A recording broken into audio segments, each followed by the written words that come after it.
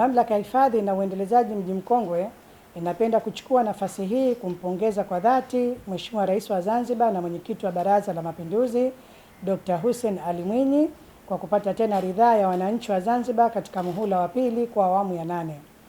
Pili, mamlaka inapenda kuwapongeza wananchi wa Zanzibar hususan wakazi wa Mji Mkongwe kwa kuonesha utulivu, upendo na amani katika kipindi chote cha uchaguzi kuanzia kampeni hadi sasa.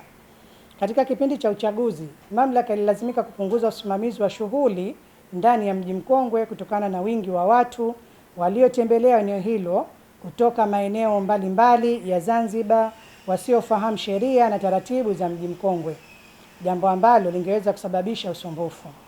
Kwa vile sasa hali imerejea katika hali ya kawaida, mamlaka inapenda kuwakumbusha wakazi na watumiaji wa Mji Mkongwe kuendelea kufuata sheria na kanuni zote za mamlaka zikiwemo zifuatazo.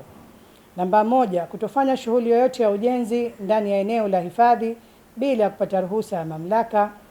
Pili, kutoingiza chombo chochote cha moto katika maeneo ya ndani ya Mji Mkongwe bila ya ruhusa ya mamlaka. 3, kwa wenye bodaboda na bajaji kutoanzisha vijiwe nje ya maeneo yaliyopangwa na mamlaka kwa ajili ya shughuli hiyo, ambapo vijiwe vyote vinajulikana kwa wenye bajaji pamoja na bodaboda. 4, kituo cha magari ya abiria cha Bustani ya Jamhuri Garden kitumike kwa muda usiozidi dakika 3 tu kwa ajili ya kushusha au kupakia abiria tu na si vinginevyo. 5, kutotembeza biashara ya aina yoyote ndani ya eneo la hifadhi ya Mji Mkongwe ikiwemo kutembeza mifuko maarufu kama Kariakoo.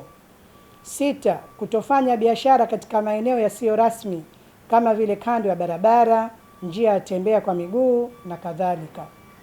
7, kutofanya shughuli ya kuombaomba ndani ya maeneo ya hifadhi.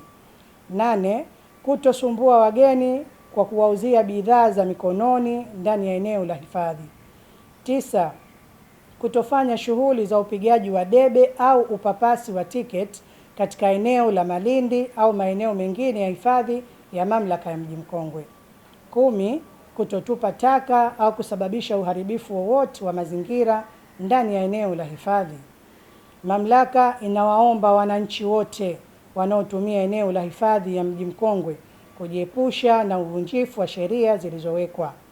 Hatua kali za kisheria zitachukuliwa kwa yoyote atakayekiuka sheria za usimamizi wa hifadhi ya Mji Mkongwe. Tutii sheria bila shuruti.